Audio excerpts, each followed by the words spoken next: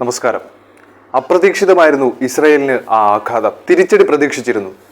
എന്നാൽ ആക്രമണം ഇത്രത്തോളം ആഘാതമുണ്ടാക്കുമെന്ന് ഇസ്രായേൽ ചിന്തിച്ചതേയില്ല. ലോകത്തെ സൂപ്പർ പവർ ഒരു നിമിഷം കൊണ്ട് തകർന്നടിഞ്ഞു. മാധ്യമവിലക്ക് ഏർപ്പെടുത്തി ദൃശ്യങ്ങൾ പ്രചരിക്കാതിരിക്കാൻ പരമാവധി ശ്രമിച്ചു. എന്നിട്ടും ആദ്യം പുറത്തു വന്നത് ചാര ഏജൻസി മൊസാദിന്റെ ഓഫീസിന് തൊട്ടരികിൽ ആക്രമണത്തിൽ രൂപപ്പെട്ട വലിയ ഗർത്തം. പിന്നാലെ തന്ത്രപ്രധാനമായ എയർബേസിൽ നാശനഷ്ടങ്ങൾ ഉണ്ടാക്കിയതിന്റെ ദൃശ്യങ്ങളും പുറത്തു വന്നു. ഇസ്രായേലിനെ അതിലുപരിയായി പ്രധാനമന്ത്രി നെതന്യാഹുവിനെ സംബന്ധിച്ചിടത്തോളം വലിയ അപമാനമാണിത്. തിരിച്ചടി ഉറപ്പാണ്, എല്ലാവർക്കും അതറിയാം. പക്ഷെ എങ്ങനെ, എപ്പോൾ? ഈ ചോദ്യമാണ് പ്രധാനമായും ഉയരുന്നത്. ഏറെ ശ്രദ്ധയോടെ മാത്രമേ ഇസ്രായേൽ പ്രത്യാക്രമണം നടത്തൂവെന്നാണ് വിലയിരുത്തൽ. തന്ത്രശാലികളാണ് ഇസ്രായേൽ. വൈകാരികമായല്ല, തന്ത്രപരമായ നീക്കമാണ് എല്ലായ്പ്പോഴും ഇസ്രായേൽ നടത്തുക. അതിന് വർഷങ്ങളോളം മുന്നൊരുക്കം നടത്തും. ആവനാഴിയിലെ തന്ത്രങ്ങൾ ഓരോന്നായി പുറത്തെടുക്കും. ഹമാസ് മേധാവി ഇസ്മായിൽ ഹനിയയുടെ കൊലപാതകത്തിലും ഹിസ്ബുള്ളയ്ക്കെതിരായ പേജർ വാക്കി ടോക്കി സ്ഫോടനത്തിലുമെല്ലാം ഈ തന്ത്രം നമ്മൾ കണ്ടതാണ്.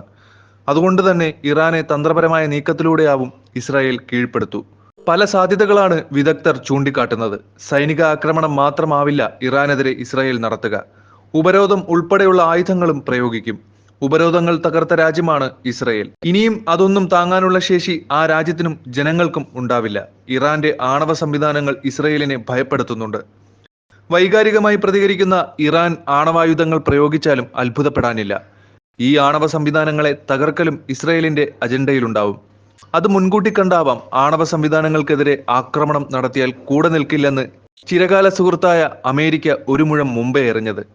അമേരിക്കയുടെ സൈനിക സഹായമില്ലാതെ ഇറാന്റെ ആണവ ശൃംഖലയെ തകർക്കാനാവില്ല എന്നാണ് സൈനിക വിദഗ്ധർ പറയുന്നത്. യുറേനിയം സമ്പുഷ്ടമാക്കുന്ന ഇറാന്റെ നെതാൻസും ഫോർഡോയും പോലുള്ള പ്രധാന കേന്ദ്രങ്ങൾ ഭൂമിക്കടിയിലാണ് സ്ഥിതി ചെയ്യുന്നത്. ഇവ നിരവധി മീറ്ററുകളോളം പാറകളും കോൺക്രീറ്റുകളും കൊണ്ട് സംരക്ഷിച്ചു നിർത്തിയിരിക്കുകയാണ്. ഇവിടെ ആക്രമണം നടത്താൻ അമേരിക്കയുടെ സഹായം വേണമെന്നാണ് വിദഗ്ധർ അഭിപ്രായപ്പെടുന്നത്.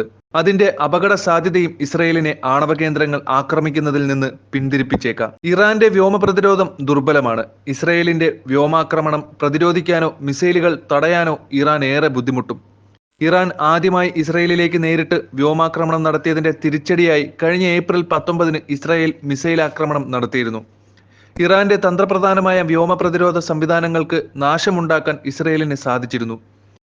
ഇസ്രായേലിന് മുന്നിലുള്ള മറ്റൊരു പ്രതികാരമാർഗം ഇറാന്റെ എണ്ണയുൽപാദന മേഖലകളിൽ ആക്രമണം നടത്തുകയെന്നതാണ്. പ്രധാന എണ്ണ ടെർമിനലുകളെ ആക്രമിക്കുന്നത് ക്രൂഡ് ഓയിൽ കയറ്റുമതിയെ വളരെയധികം ആശ്രയിക്കുന്ന ഇറാന്റെ സമ്പദ് വ്യവസ്ഥയെ തകർക്കും. ഇപ്പോൾ ചെയ്യുന്നത് പോലെ രഹസ്യ നീക്കങ്ങളും അതുവഴി നടത്തുന്ന കൊലപാതകങ്ങളും ഇസ്രായേൽ തുടരാനും സാധ്യതയുണ്ട്. ഇറാനിയൻ ആണവ ശാസ്ത്രജ്ഞർ ഉൾപ്പെടെയുള്ള ഉന്നതന്മാരുടെ കൊലപാതകങ്ങൾ മുൻപേ തന്നെ ഇസ്രായേലിന്റെ ലക്ഷ്യമാണ്. ഈ സമീപനം വിപുലീകരിക്കാനും സാധ്യതയുണ്ട്. ചാണക്യതന്ത്രങ്ങൾക്ക് പേരുകേട്ട രാജ്യമാണ് ഇസ്രായേൽ. ഇറാന് തിരിച്ചടി നൽകുമെന്ന് ഉറപ്പാണ്. അത് എങ്ങനെയാവും തകർച്ചയുടെ വക്കിൽ നിൽക്കുന്ന ഇറാനെ എങ്ങനെയൊക്കെ ബാധിക്കുമെന്ന് കാത്തിരുന്ന് കാണേണ്ടി വരും.